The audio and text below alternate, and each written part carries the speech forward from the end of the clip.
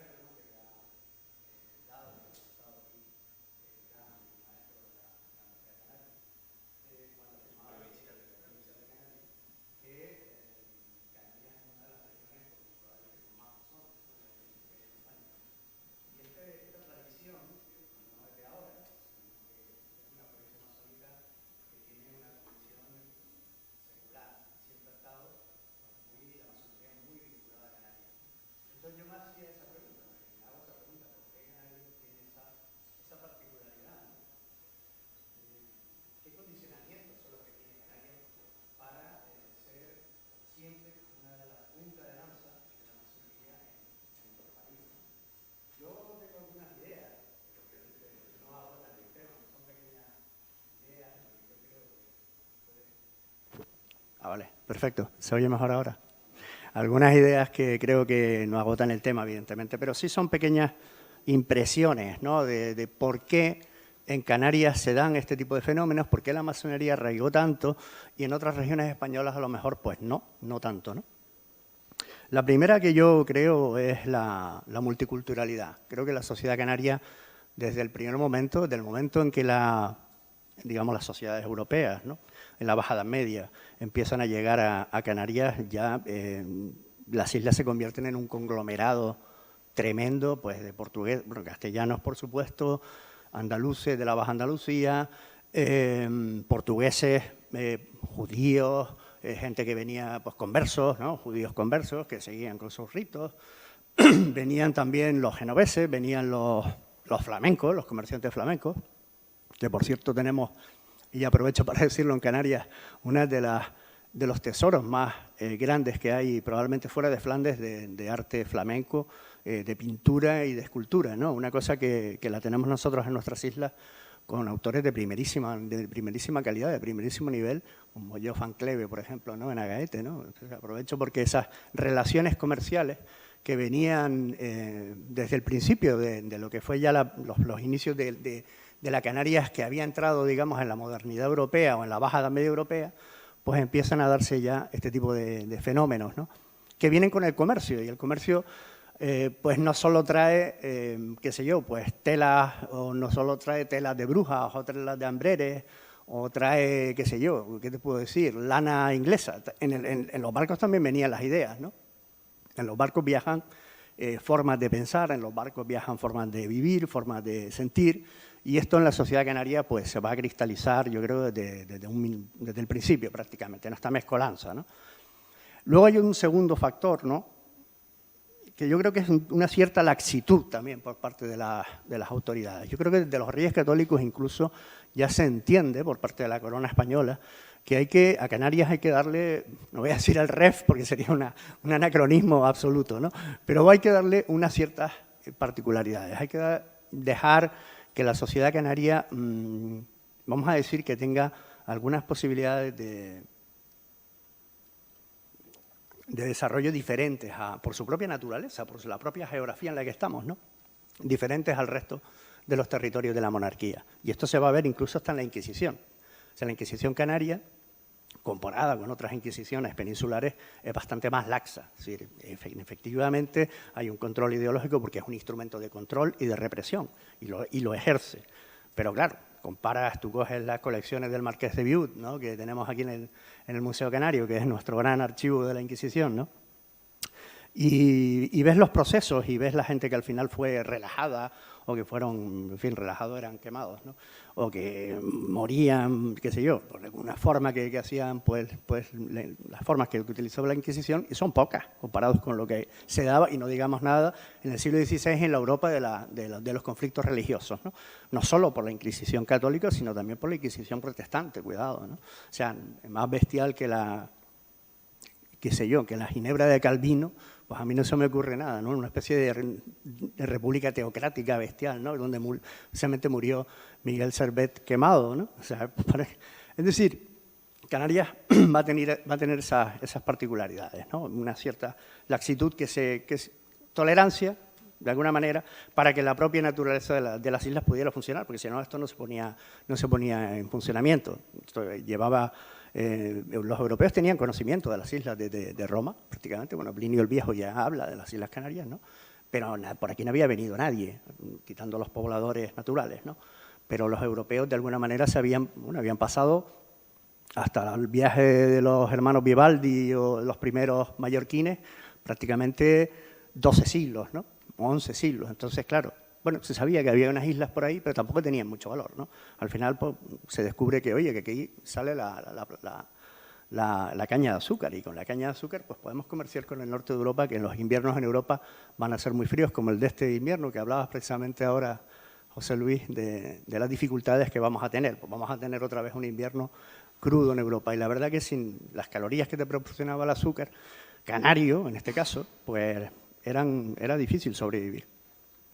Y yo voy a señalar algunos momentos, ¿no?, para no extenderme tampoco demasiado, que yo creo que han marcado la historia, digamos, de la sociedad canaria para esas particularidades de la propia sociedad canaria, o ese caldo de cultivo de la sociedad canaria, que hizo posible que la masonería calara de la manera tan fuerte como caló en Canarias, ¿no? Lo que habíamos hablado antes de los comerciantes extranjeros, es decir, los primeros, digamos, testimonios sobre masonería en Canarias son vinculados a los comerciantes extranjeros. Es decir, en este caso es un proceso inquisitorial contra un irlandés que se llama Alejandro French, que fue el primer masón que fue, digamos, bueno, detenido, que era comerciante de vinos a Boston, y en fin, la Inquisición de alguna manera lo delata, ¿no? Es delatado por la Inquisición y en fin, se le incoa un proceso, pero también hay, y lo recoge Manuel de Paz Sánchez en su tesis doctoral sobre la masonería en Canarias, pues símbolos masónicos en casas de comerciantes extranjeros que ya estaban arraigados en Canarias. Por ejemplo, los Vandevalle, los Vandales, muchos en La Palma, los Monteverde. Por cierto, los Monteverde, que también son de origen flamenco y sí que tienen uno de los peores casos de Inquisición que hay en Canarias, es precisamente el proceso y la muerte de Jacome de Monteverde, que en realidad se llamaba Jacome Gronenberg, ¿no? Se había cambiado el nombre, lo había castellanizado, que se le acusa de ser luterano y en fin, y ahí sí que se le llevan a Sevilla y es ejecutado en uno de los casos más brutales, ¿no?, de la Inquisición de Canarias, que quedó ahí, ¿no? A mí me quedó en la memoria, ¿no? Bien, pues esta aristocracia, bueno, vamos a decirlo, yo creo que comerciantes, más bien, que ya habían ennoblecido porque se habían ido casando con familias nobles de los primeros repartimientos de tierras en Canarias, ¿no? De alguna manera ennoblecen y ya se forman parte de la sociedad canaria y llegan hasta hoy. Los Vandevalle, los Vandama, todo esto llegan hasta hoy, las familias genovesas, los Riveroles, que eran los que ponían en función además en los llamados ingenios de azúcar, ¿no?, que fue el primer siglo económico de Canarias, en aquel siglo XVI fundamentalmente, ¿no? Bien, pero bueno, la primera logia que tenemos constancia fue fundada una vez que entra ya Napoleón en España, y son los soldados franceses que son enviados a Canarias, ¿no? Envían pues una serie de prisioneros, también en la isla de Cabrera, y ahí los dejamos. La isla de Cabrera fue terrible, los dejaron allí medio abandonados, ¿no? Por lo menos los que cayeron aquí tuvieron más suerte y consiguieron hacer hasta una logia masónica. Muchos se volvieron a Francia, pero otros se quedaron aquí, que fue la de los Comendadores del Teide, como bien ha descrito el maestro Ferrer Benimeli, que tenemos presente aquí.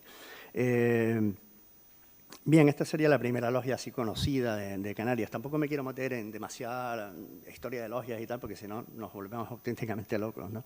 Pero sí que quiero destacar la influencia de Canarias de la Ilustración, ¿no? Ese comercio de que venían pues todo tipo de materiales en el siglo XVIII, por ejemplo, ¿no? También trae los nuevos ideales, las ideas nuevas, sobre todo las ideas francesas, las ideas de la Ilustración, ¿no? Y en Canarias empieza un fenómeno de imitación, por imitación, básicamente, ¿no? Que empieza de una manera fundamentalmente aristocrática, la famosa tertulia de Nava, ¿no? Del Marqués de Villanueva del Prado, que allí pues se crea además el primer periódico de Canarias, que es la Gaceta de Daute, que es de prácticamente 1770 y pico, no me acuerdo ya el año, pero es uno de los primeros periódicos de España. Es decir, antes de Tenerife, en este caso de la Gaceta de Daute, solo Madrid, que era la capital y corte del reino, había tenido un periódico, una prensa escrita como tal, ¿no? Es decir, Canarias tiene pues esa Gaceta de Daute, donde está Viera y Clavijo también como uno de los miembros de la tertulia, los hermanos Iriarte, en fin, todo el panorama de los ilustrados que se van dando en Canarias, ¿no? Que son muy numerosos y además algunas personalidades excepcionales, ¿no? Los propios hermanos Iriarte, pues los grandes, ¿no? De las fábulas, ¿no? Los grandes fabulistas, uno de los grandes fabulistas de la literatura española, por ejemplo, ¿no? Y bien, pues empiezan a entrar este tipo de ideas, ¿no? Viera, por ejemplo, es uno de los grandes precursores de esa ilustración, que era sacerdote. Pero Viera, hay sospechas, incluso yo he llegado a leer que Viera se va de viaje, Viera y Clavijo, se va de viaje, viaja por toda Europa, allí conoce a Voltaire, en Francia conoce a Voltaire, y yo me acuerdo de leer, no sé exactamente en qué obra, en una historia del Seminario Conciliar de Las Palmas, y ahí se hablaba de que Viera era posible que hubiera sido iniciado por Voltaire, ¿no? Era posible. De hecho, que se dice que incluso imitaba una sonrisa que está... la sonrisa que tiene Viera en los cuadros en los que aparece, que es un poco así sardónica y que imitaba a Voltaire, ¿no? En fin, eso tampoco se puede saber, es muy complicado llegar a saber si Viera se inició o no se llegó a iniciar. También hay otros personajes que veremos ahora que también son susceptibles de haber sido iniciados, pero que quedan en la duda, pero por lo menos tenían un talante evidentemente reformista e ilustrado, ¿no? Aquí también vamos a hacer yo creo que un punto fundamental, ¿no? Que es el clero reformista que hay en Canarias. Es decir, a Canarias llegan una serie de obispos que estaban, vamos a ver, yo creo que estaban, bueno, de hecho estaban perseguidos, muchos por la Inquisición, el obispo Tavira, el obispo Herrera de la Bárcena, que después tiene un proceso inquisitorial abierto, el obispo Verdugo, el único obispo canario que hemos tenido, vamos, sí, el último, yo creo que es el único obispo canario que ha tenido la diócesis de Canarias, y por supuesto también el obispo Cervera, ¿no? Que crea las Reales Sociedades de Amigos Económicas de Amigos del País. En las Reales Sociedades Económicas de Amigos del País, de alguna manera venían a ser las logias, y que se me entienda bien, entre comillas, las logias de aquellos que no se atrevían a dar el paso para meterse, digamos, en la masonería. Las Reales Sociedades Económicas de Amigos del País, por ejemplo, en la de Cádiz, en las ceremonias que hacían la propia logia, ¿no? La propia logia, me he confundido, la propia Real Sociedad Económica, ponían tres elementos, ¿no? Ponían el agua, la tierra y el fuego, ¿no? Es decir, pintaron de azul, llegaron a pintar de azul el techo de la Real Sociedad Económica, se hacían tratar como compañeros y oficiales, es decir, todo eso más adelante, cuando ya baja un poco la vigilancia, ¿no? digamos, de los elementos más ultramontanos, ¿no? Pues bueno, en Canarias se crean tres, se crea la primera de Gran Canaria en 1777, después en La Palma y en La Laguna, ¿no? Que la crea el obispo Cervera. Y vinculado a todo ese mundo, pues está la creación también por el obispo Cervera del Seminario Conciliar. El Seminario Conciliar de Las Palmas en los primeros momentos es un elemento que cuando se analiza desde un punto de vista doctrinal o desde un punto de vista filosófico y teórico, da muchísimos problemas. En su momento le dio muchísimos problemas a la Inquisición. Bueno, de hecho, el secretario, profesores como Graciliano Afonso, por ejemplo, tienen muchísimos problemas. Se utiliza el Obstreit, se utilizan libros de Voltaire, se utilizan libros de Rousseau. O sea, claro, la Inquisición no daba abasto con el Seminario Conciliar, que en los primeros momentos es un semillero de ideas que en aquellos momentos resultaban muy complejas, eran muy difíciles de aceptar, ¿no? Ideas vinculadas al jansenismo, ¿no? El jansenismo, yo no sé si más o menos controlan lo que es, ese concepto viene a ser, en el fondo, bueno, viene de Jansenio, ¿no?, de Francia, es una racionalización fundamentalmente de la idea de Dios, ¿no?, que puede derivar después, al final, en una especie de deísmo, casi en la línea de Spinoza, ¿verdad? Es decir, en ese deísmo de Cherbury, de Spinoza, que de alguna manera casi es extrapolable al gran arquitecto del universo. Es decir, en la línea que va del racionalismo del clero ilustrado, esa racionalización, que está incluso en Santo Tomás, ¿no?, en Tomás de Aquino, que con esa racionalización de la idea de Dios, llega un momento en que ya llega hasta un punto que dice, bueno, ya hasta aquí me voy a parar, porque si sigo ya, como que ya, o me voy por el camino de la fe de San Agustín, o me quedo, no sé, o me quedo aquí, o me hago ateo, o ya no sé. Y esto es óptimo. Bueno, en fin, estamos en ese mundo, ¿no? Es decir, en un mundo donde hay un hervir de ideas, ¿no? Y en este Seminario Conciliar de Las Palmas, pues se van a cocinar todo este tipo de ideas que en esos momentos son absolutamente escandalosas. En la sociedad española del siglo XVIII eran escandalosas, ¿no? Vamos a tener elementos como Graciliano Afonso, en fin, que participa en las Cortes de Cádiz, tiene unos discursos donde cita a Rousseau, cita a Voltaire, cita a Pufendorf. Bueno, de hecho se le hacen después, bueno, él es uno de los que defiende la abolición de la ley de los señoríos, ¿no? Y recibe críticas absolutamente bestiales, ¿no?, por parte de los sectores más tradicionales, más conservadores, ¿no? Por supuesto, Antonio Ruiz de Padrón, otro de los diputados doceñistas que también era clérigo, que acaba de manera casual en América del Norte, no sé si en Filadelfia, me parece. Pero bueno, total. Allí entran en los círculos de Benjamin Franklin, entran en los círculos de George Washington, y es uno de los ponentes también de las Cortes de Cádiz de la abolición de la Inquisición, es decir, la propia abolición de la Inquisición. Es más, el discurso que hace es tan contundente contra la Inquisición, Ruiz de Padrón, del que se sospecha que también pudo haber sido iniciado, porque estuvo en contacto con toda esta gente, es decir, con Washington, Franklin, en fin, entra en estos círculos, pues tampoco sería de extrañar. No se puede afirmar, pero en fin, ahí lo dejamos, ¿no?, como Mayra con Esquem, ¿no? Yo hasta ahí puedo leer, no se puede decir más.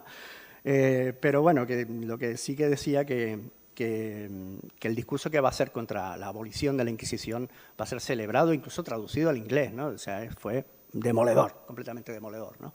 Demoledor.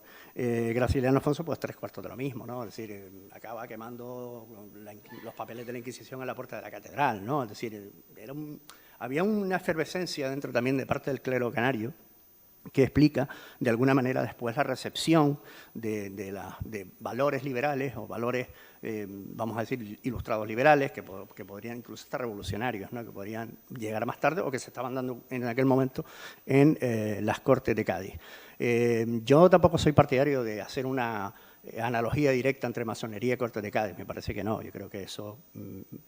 Muchos autores lo hacen, muchos historiadores lo hacen, es como una consecuencia directa. La masonería es la gran impulsora de las Cortes de... Bueno, yo creo que de manera directa no. Lo que sí hay un semillero, evidentemente, en el que la masonería va a tener su papel, va a tener un papel importante, y sin ese contexto, ¿no?, donde la masonería sí juega un papel importante, precisamente en Cádiz, precisamente otro sitio donde hay mucho comercio, pues ahí se había trasladado la Casa de la Contratación de Sevilla a Cádiz, ya en el siglo XIX. Cádiz era un centro comercial absolutamente descollante, ¿no?, porque venían comerciantes ingleses, venían, por supuesto, el comercio americano, que ya estaba centralizado allí, y no es casual que las Cortes de Cádiz, que en las Cortes de Cádiz, que en la isla de León y en el oratorio de San Felipe Neri, se produzca la primera Constitución española. No es casual. No es casual, hay un liberalismo de una parte muy pequeña de la población, porque esto hay que tenerlo en cuenta. Lo que estamos hablando aquí son de élites. La masa de la población, la masa de la sociedad canaria o gaditana o española en el siglo XIX, a principios del siglo XIX, sacaban procesión y con rogativas a Fernando VII. Aquí, cuando se enteran de la invasión de los franceses, pues salía Fernando VII en procesión, ¿no? O sea, la gente todavía no estaba en esos niveles. Los que estaban en esos niveles eran los comerciantes, la alta burguesía comercial, el clero ilustrado, determinados elementos de la aristocracia también más formada y más cultivada, ¿no? Eso se da también en toda España, pero en Canarias, que es lo que nos ocupa, pues bueno, yo estoy describiendo un poco cuál era este ambiente, ¿no? Y también va a haber, curiosamente, una cosa que me llamó muchísimo la atención y no me recato de decir, había opositores a los primeros masones en Canarias que salieron de la Universidad de La Laguna, que se llamaban los filomalotas y los comuneros, ¿no? Los filomalotas eran, bueno, pues una especie de hermandad que se oponían radicalmente, muchos por despecho, por no haber podido entrar a lo mejor en las primeras estos grupúsculos, no sé si todavía se les puede llamar logia, algunas sí, la logia Teide, en fin, pero que de alguna manera querían entrar, bueno, no entraron, pero que se opusieron de manera muy directa, ¿no? a las organizaciones masónicas o grupos masónicos que hay en Canarias. Me parece un dato muy curioso, ¿no? Y cierra este primer periodo, yo creo que de contextualización de cómo entra la masonería en España, y particularmente en Canarias, con el trienio liberal, ¿no? Bueno, en Canarias, lógicamente, saben la historia, ¿no? Levantamiento de Riego, otra vez Fernando VII queda depuesto, se vuelve a recuperar la Constitución de 1812 y hay 3 años, el trienio liberal, donde, bueno, pues otra vez España está bajo un régimen, digamos, constitucional, ¿no?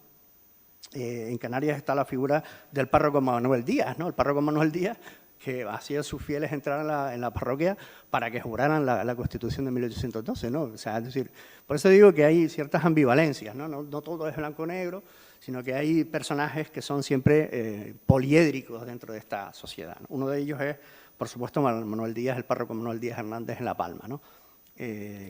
Fundamentalmente su acción es en el trienio liberal.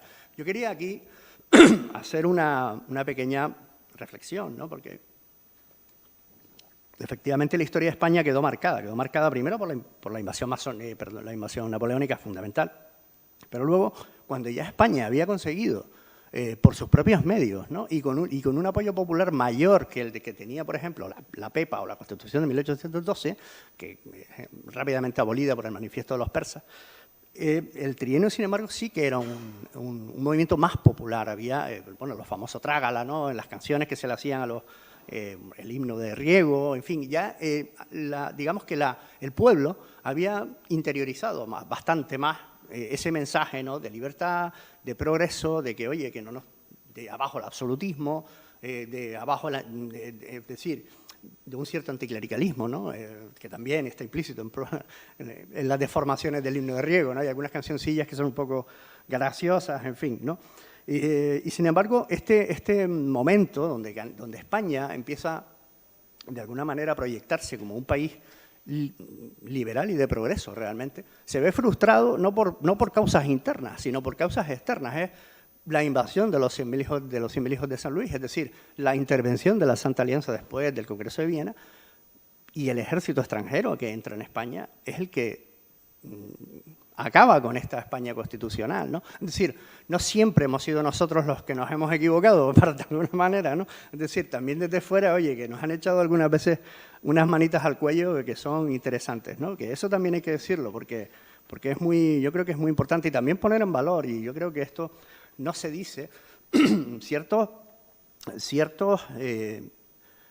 corrientes del pensamiento español, propio hispánico, es decir, previo incluso a la llegada de los Borbones. Tenemos una escuela de Salamanca, tenemos un Vitoria, tenemos un Mariana, tenemos un Martín de Azpilcueta, o sea, tenemos el justnaturalismo, tenemos un Francisco de Suárez, es decir, que te funda pues la base, yo qué sé, del contractualismo de Locke, ¿no? Martín de Azpilcueta, el liberalismo, pues ya tú lees a von Mises, lees a Hayek, y te dice que sin Martín de Azpilcueta no se entiende el liberalismo económico posterior, la teoría del valor, etcétera, ¿no? Y luego tenemos, qué sé yo, pues Francisco de Vitoria, el derecho de gentes, el derecho natural, ¿no? Es decir, cosas que luego de alguna manera van a ser, fundan o fundamentan algunos aspectos que la propia teoría liberal después va a cristalizar, ¿no? En los derechos humanos y la Carta de los Derechos Humanos y la Declaración de los Derechos del Hombre ya en el siglo XVIII, ¿no? Pero bueno, que quería romper esa lanza, ¿no? O los novatores, ¿no? Los famosos novatores que no se han estudiado prácticamente en España y que es una generación de pensadores excepcional, ¿no?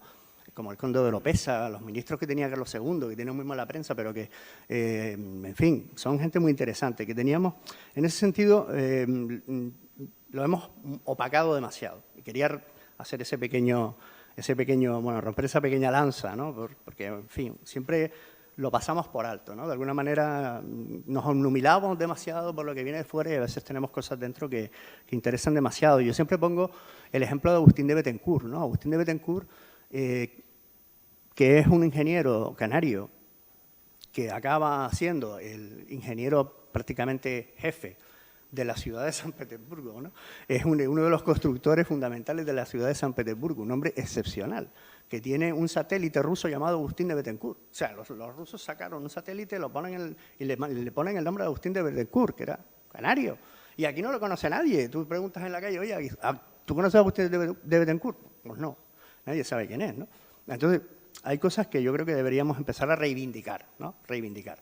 Un poco también de lo nuestro, ¿no? Bien, dicho esto, pues luego vamos a pasar a una segunda etapa que es ya netamente burguesa, ¿no? Si la primera era de alguna manera ilustrada, la segunda va a ser burguesa, ¿no? La ciudad de Las Palmas empieza a transformarse. La ciudad de Las Palmas tiene una transformación excepcional, ¿no? Primero, ojo que se me ha olvidado decirlo, pero el reglamento de 1778 del libre comercio lo consigue también, es uno de los masones. Creo que hay un masón de la Orotava que es uno de los grandes conseguidores de ese decreto por el que digamos que la burguesía comercial canaria llevaba reclamando y luchando muchos 6 siglos prácticamente, ¿no? Porque el famoso navío de permisión, llevaban siglos pidiendo el navío de permisión para que Canarias pudiera comerciar libremente con América, ¿no? Y no se conseguía. Había un reglamento en 1715, otro en 1725, y al final en 1778 se consigue que Canarias por fin pueda comerciar libremente con América. Pero en 1852, Bravo Murillo va a conceder el decreto de los puertos francos, es decir, ya la libertad comercial completa prácticamente para Canarias, para comerciar con cualquier parte del mundo. Esto va a ser un hito fundamental que venía, ojo, que venía ya auspiciado y venía empujado por parte de la sociedad, por la sociedad canaria, ¿no? de la burguesía comercial canaria, ¿no? En especial algunas instituciones que se han ido creando. El Círculo Mercantil, por ejemplo, que tiene una simbología un poco curiosa, ¿no? Igual que la Real Sociedad Económica de Amigos del País. Si tú ves la insignia de la Real Sociedad Económica de Amigos del País de Las Palmas, que pone la aplicación Me Corona, pues, y ves los símbolos del compás y tal, pues es un poco extraño.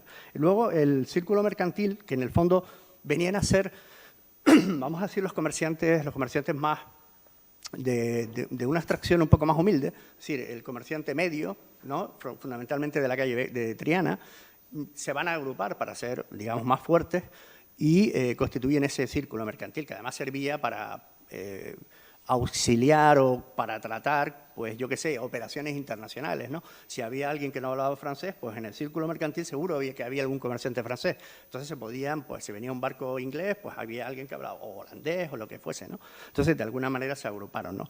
Esta gente empezó a empujar para conseguir ese primer decreto de 1852 de la ley de Puertos Francos, que fue esencial para la ciudad de Las Palmas, que ahí es donde empieza verdaderamente su desarrollo como ya una ciudad burguesa, en el más, el más amplio sentido de la palabra, ¿no? También otras instituciones como el Gabinete Literario, ¿no? Que no fue tan comercial como el Círculo Mercantil, pero sí fue un elemento cultural fundado por los hermanos Millares Torres y también Lope Potas, ¿no? Lope Potas, masón por supuesto, estaba en la génesis del Gabinete Literario, que también después veremos un poco, hablaremos sobre el Colegio de San Agustín, ¿no? Pero bueno, en fin, las reales sociedades que siguen vigentes, donde hay una cantidad de masones enorme dentro de los cuadros directivos, que se hacían llamar, pues eso, oficiales y albañiles, me parece, no me acuerdo cómo era la denominación que ellos mismos se daban. Bien, bueno, y se dan toda esta serie de organizaciones, ¿no? Y además entra una influencia que va a ser capital también en la historia de Canarias, por lo menos en la ciudad de Las Palmas, ¿no? Que es la llegada y la influencia de los ingleses, ¿no? Que van a van a transformar de alguna manera la ciudad de Las Palmas en muchas medidas. En la medida urbanística, mercantil, traen ideas nuevas, porque ellos venían con una concepción del liberal del mundo y con una praxis, además, del comercio muy superior a la que teníamos por lo menos en España en aquellos momentos. Es la primera potencia en aquel momento mundial y necesita Canarias, necesita para su expansión africana y su expansión después a Sudáfrica y la India y Australia, pues necesitaban pasar por aquí. Y aquí se instalan los ingleses, ¿no? Y van a traer sus tradiciones, ¿no? De hecho, fundan la logia que ya se habló en su momento antes, la logia Prince of Wales o Príncipe de Gales número 129, ¿no? En el año 1900. Es decir, ya empieza a venir, ya no solo los comerciantes que en un momento dado pues traían sus cosas, ¿no? Su mercancías, sino que ya empiezan también a exportarnos su modo de vida. El primer club de golf que hay en España, pues lo fundan también los ingleses, ¿no? El fútbol lo traen los ingleses, que se hacían los partidos y cuando llegaban los barcos ingleses se ponían a jugar en el muelle y la gente de la isleta y la gente de los barrios del puerto pues les daba por jugar con ellos. Y ahí empezó pues el Victoria, que cogieron los colores además del Newcastle, ¿no? En fin, toda esta influencia, ¿no? Que es fundamental y que además, teniendo en cuenta la tradición que tiene la masonería en Inglaterra, pues es fácil de entender que ellos también se convirtieran en un vector de, digamos, vamos a decir, de empuje, ¿no? Para la conformación cada vez más fuerte, de una masonería más fuerte en Gran Canaria, ¿no? Bien, tenemos personajes como López Botas en la fundación del Colegio San Agustín, por ejemplo, que, como decía su fundador, Antonio López Botas, lo único que tenía de religioso era el nombre, ¿no? Porque todo lo demás era una instrucción laica y de ahí se forjan pues, personajes como Juan y Fernando León y Castillo, que son los que van después a conseguir finalizar lo que era un anhelo de la ciudad de Las Palmas, de la burguesía comercial de Las Palmas, que era el Puerto de la Luz. Es decir, salir de la antigua Galeta de San Telmo y la bahía de las Isletas y conseguir por fin un puerto de primera categoría que pusiera Las Palmas ya en el mapa del mundo, porque es que era obligatorio que pasara por aquí todo el tráfico comercial de los ingleses, de la Casa Boerman alemana, de los franceses, en fin, todas las potencias coloniales después de la conferencia de Berlín, ¿no? Bien, y ahí entran dos figuras, que son las de primero Juan y Fernando León y Castillo, ¿no? De los cuales no sabemos realmente si llegaron a ser masones o no. No lo sabemos. Sí sabemos que Fernando León y Castillo estudió con Antonio López Botas, ¿no? Fue su profesor. Fernando León y Castillo se forma de alguna manera con Fernando López Botas. Y después entra en el círculo, además, como ministro, entra en el círculo de praxis de Mateo Sagasta, ¿no? Que era el gran maestro, creo, de la Logia de España, no sé si me falla ya la memoria, pero vamos, conocido, probablemente el masón con mayor poder y mayor fuerza en aquel momento en España, ¿no? Y su hermano Juan, pues también entra a través del círculo de Mateo Sagasta, porque comparte con él la universidad, en su clase en la universidad, comparten, y entra en el círculo también de Mateo Sagasta, ¿no? Y bueno, pues él lo envía para acá, su primer empleo se lo manda precisamente aquí, a Las Palmas, a preparar todo lo que era el puerto de Las Palmas. Luego los Juan, León y Castillo entran, digamos, en relación con la Casa Faifes, ¿no? Que es una de las fundamentales que impulsaron el puerto, ¿no? En fin, personajes que tampoco podemos decir que fuesen masones, pero que sí que estaban relacionados con, bueno, de Fernando León y Castillo se dice que se acompañaba siempre con la cruz de Caravaca. En todos sus viajes llevaba la cruz de Caravaca, que según los Rosacruces, pues es un símbolo muy importante para ellos, ¿no? Pero es muy complicado llegar a saber si son o no son, porque pudieron iniciarse en Francia o en Inglaterra, pero los archivos están dispersos. Es decir, los archivos en Francia no son como en España, que hay un archivo, digamos, unitario, donde todo el mundo, bueno, de alguna manera más o menos se puede centralizar, está más centralizado. Allí tienes que ir prácticamente logia por logia, ¿no? Entonces, encontrar algunas personas es realmente complicado, ¿no? Bueno,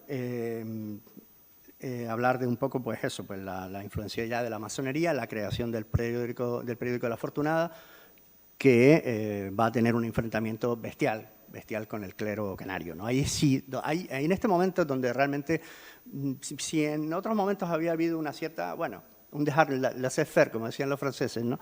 Te dejo hacer. En este momento, con el obispo Urquinaona, va a ser tremendo los enfrentamientos, sobre todo a través del órgano de la Afortunada y la prensa católica, ¿no? Los semanarios católicos y los diarios católicos, ¿no?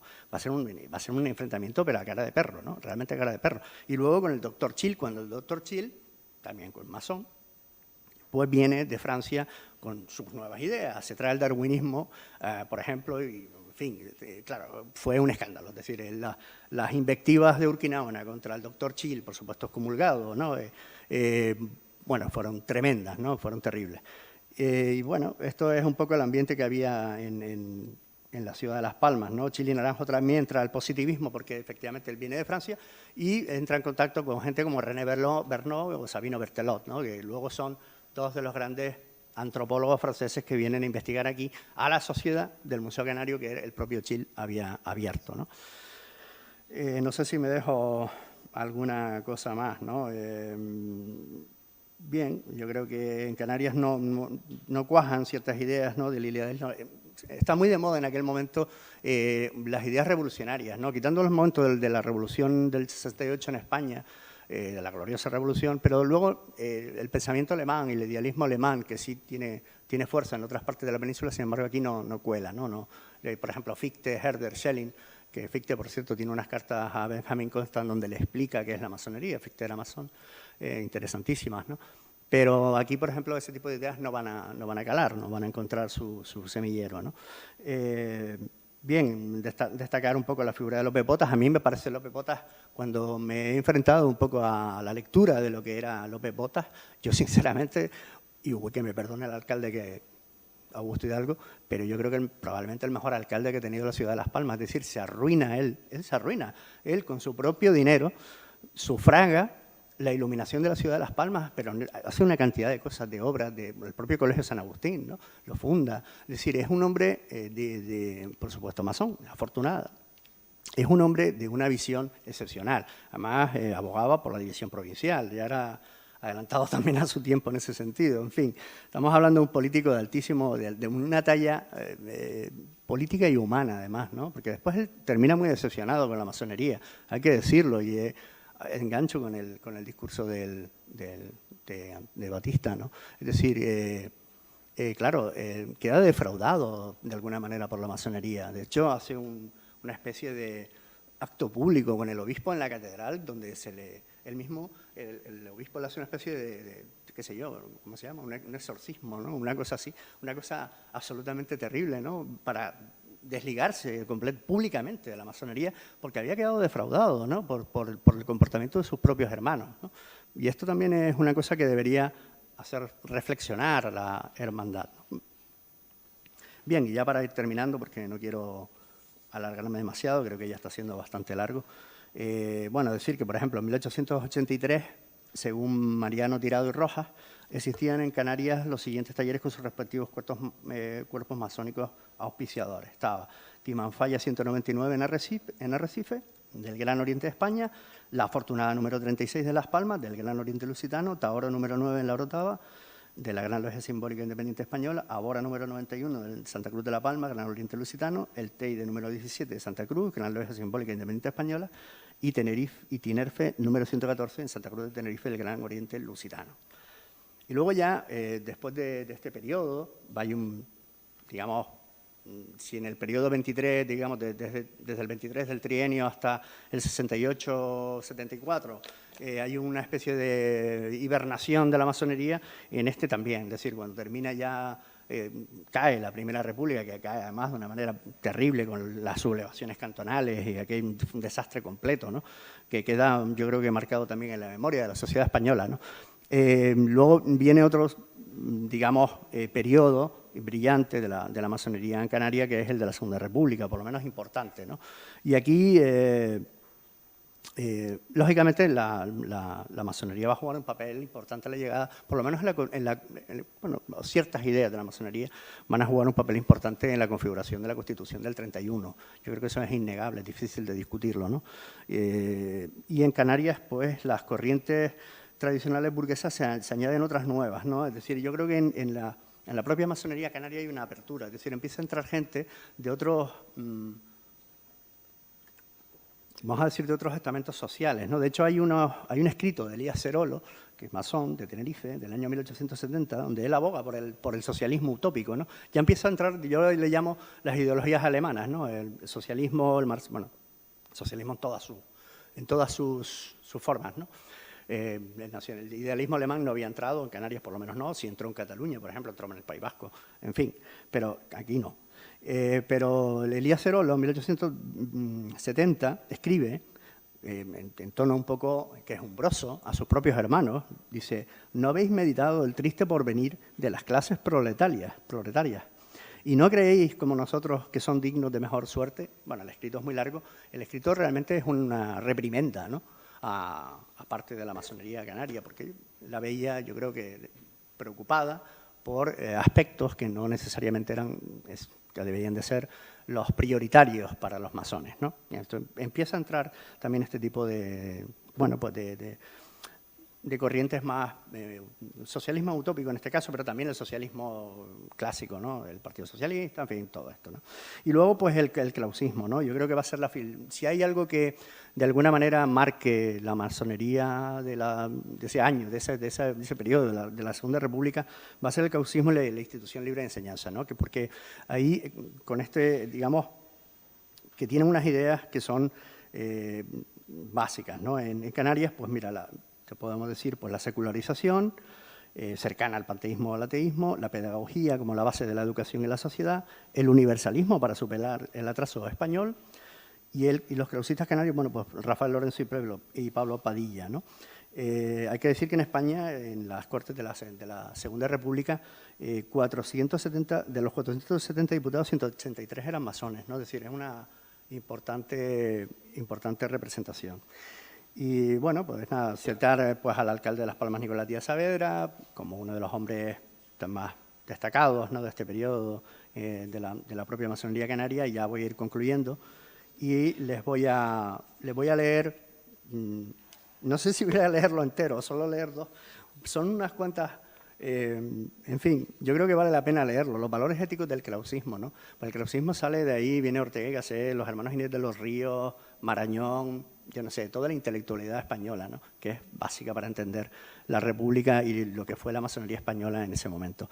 Y los valores éticos del clausismo, que Julián Sanz del Río los toma de los mandamientos particulares y prohibitivos del ideal para la vida de Krause en la institución libre de enseñanza, que los tenían puestos, son los siguientes.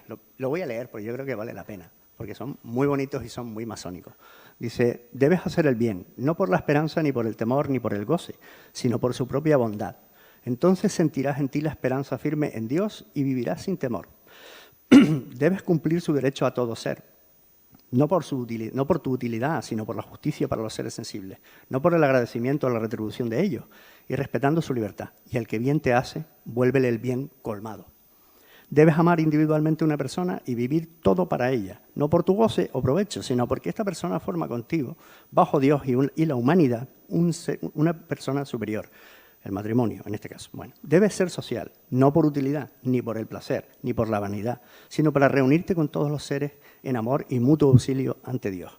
Debes estimarte y amarte no más que estimas y amas a los otros hombres, sino lo mismo que los estimas a ellos en la humanidad.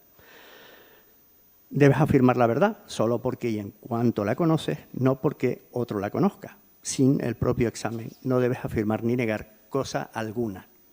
No debes ser orgulloso, ni egoísta, ni perezoso, ni falso, ni hipócrita, ni servil, ni envidioso, ni vengativo, ni colérico, ni atrevido, sino modesto, circunspecto, moderado, aplicado, verdadero, leal y llano de corazón. Renuncia de una vez al mal y a los malos medios, aun para el buen fin. Nunca disculpes ni excuses en ti, ni en otros el mal a sabiendas. Al mal no pongas mal, sino solo bien, dejando a Dios el resultado. Así combatirás el error con la ciencia, la fealdad con la belleza, el pecado con la virtud, la injusticia con la justicia, el odio con el amor, el rencor con la benevolencia, la pereza con el trabajo, la vanidad con la modestia, el egoísmo con el sentido social y la moderación, la mentira con la verdad, la provocación con la firme serenidad y la igualdad de ánimo, la malignidad con la tolerancia, la ingratitud con la nobleza, la censura con la docilidad, la venganza con el perdón. De este modo combatirás el mal con el bien, prohibiéndote en todo otro medio. Al mal histórico que te alcanza en la limitación del mundo y en la tuya particular, no pongas en el ojo el enojo, ni la pusilanimidad, ni la inacción, sino el ánimo firme, el esfuerzo perseverante y la confianza hasta vencerlo con la ayuda de Dios y de ti mismo. Bueno, muchas gracias.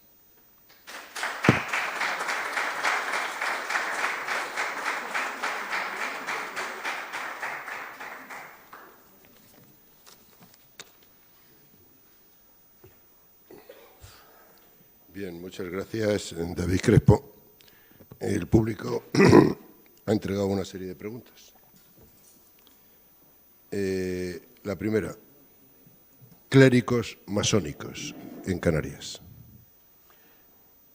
Ya lo he dicho. Creo. Es una pregunta. Sí, es que hay posibles, ¿no? Es decir, yo, clérigos masones como tal, particularmente yo no conozco ninguno. Yo no sé si el profesor Ferrer Benivelli a lo mejor conoce, pero yo lo que sí puedo decir es que hay muchos que están en círculos, aunque no necesariamente tengan que ser masónicos. Las reales sociedades económicas, como habíamos hablado antes, las reales sociedades económicas de alguna manera hacen la función de las logias masónicas. Lo que pasa que, bueno, de una manera, vamos a decir, subrepticia, pero en el fondo, básicamente el mecanismo es el mismo, ¿no? Y luego, pues hay sospechas, sobre todo Antonio Ruiz de Padrón, ¿no? Porque Ruiz de Padrón, que va en 1787, por ahí creo que cae por Pensilvania y por Filadelfia, y entra en los círculos de Benjamin Franklin, de Washington, de George Washington, en fin, de todos los padres de la patria americana, donde se debatía, eran todos masones, donde además se debatían las ideas que se debatían, y él vuelve con un discurso absolutamente demoledor contra la Inquisición y con, en fin, con unas ideas completamente liberales, ¿no? Bueno, pues puede ser que sea, pero es que no se puede llegar a saber, porque un historiador siempre se tiene que basar en documentos y no en la especulación. ¿Podríamos pensar que está cercano ideológicamente a determinados postulados de la masonería? Sin duda. Pero ya más no se puede afirmar, por lo menos yo no me atrevo.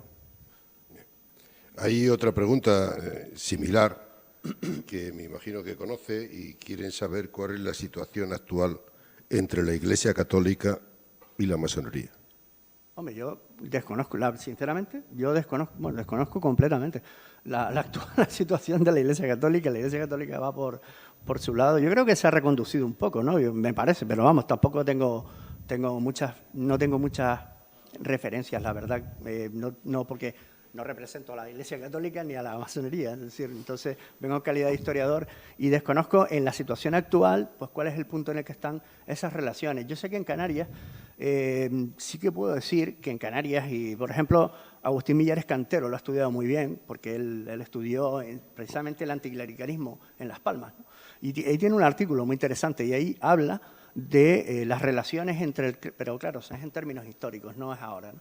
Y en términos históricos no hay una relación de excesivo celo, ¿no? Quitando determinados obispos como Urquinaona, que eran, o después Pildain, por ejemplo, ¿no? Es decir, gente que tenían, en fin, una concepción muy rigorista, ¿no? de la Iglesia, ¿no? o del papel de la Iglesia en la sociedad. Pues en Canarias no hay una, en fin, hay un dejar hacer. Dentro de unos límites hay un dejar hacer. Eso es lo que más o menos yo te puedo decir. A partir de hoy, con el Papa Francisco y tal, pues no lo sé, la verdad. Si diría algo, la verdad que estaría diciendo algo que no... Bien, y hay otra pregunta, ya está relacionada con el comercio. ¿Hasta qué punto ha influido el comercio desde Canarias en el crecimiento de la masonería en Canarias para que actualmente Canarias sea la segunda provincia española en cuanto a números de miembros masones? Claro, yo creo que es muy importante, de hecho no hay más que ver... Bueno, aparte la primera, perdón, me está rectificando el gran maestro, la primera provincia. Claro, es que Canarias ha tenido, en los 3 ciclos, de los 4 ciclos o 5 económicos que tiene Canarias, que el primero es el azúcar, el segundo el vino, el tercero la horchilla, el cuarto el hortofrutícola y el quinto es el turismo. En el del vino los ingleses son fundamentales. Es decir, incluso yo he llevado a decir que la toma de conciencia de la canariedad, en el momento en que Canarias empieza a pensarse como por sí misma, es decir, Los canarios somos conscientes de que somos canarios. Para mí, si me tuvieran que decir, ¿en qué momento los canarios son conscientes de que son canarios y que viven en Canarias?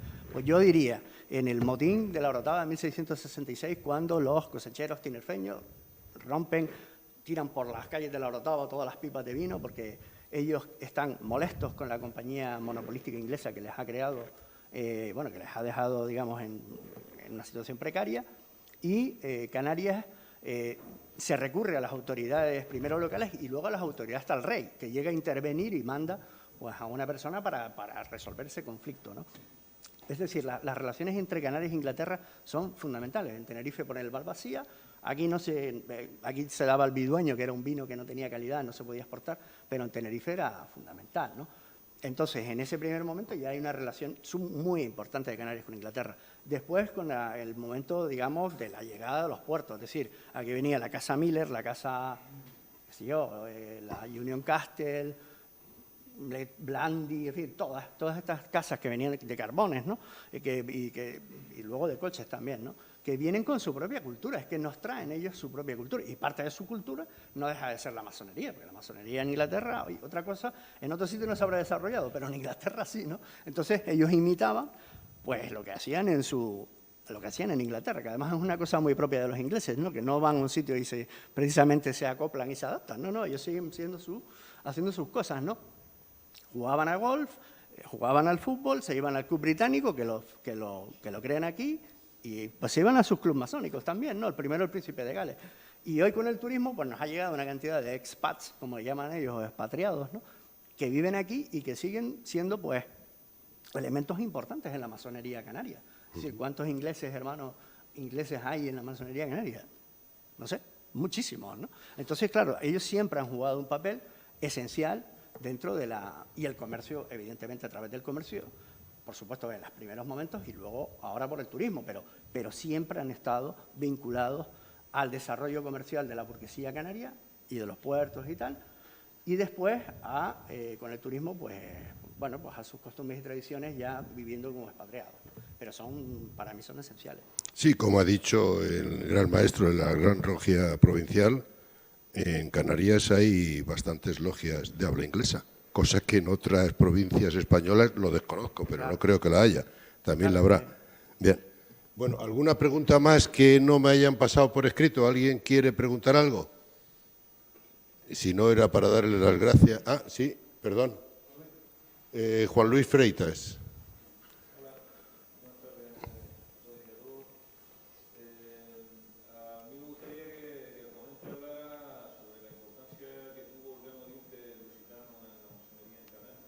Sí, yo la verdad que no te puedo decir grandes cosas. Sí te puedo decir no te puedo decir grandes cosas, porque no he estudiado no me he dedicado al estudio, digamos, al estudio de las obediencias, ¿no? Porque es muy farragoso y yo me he preparado una cuestión más tangencial, ¿no? De la masonería.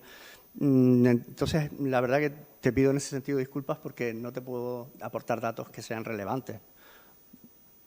Bien, ¿alguna pregunta más? Bien, pues muchísimas gracias por la excelente conferencia.